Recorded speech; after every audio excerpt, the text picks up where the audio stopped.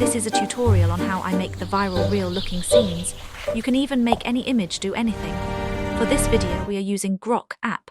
Open the app, I suggest you. Create an account to save your conversations and make work easier.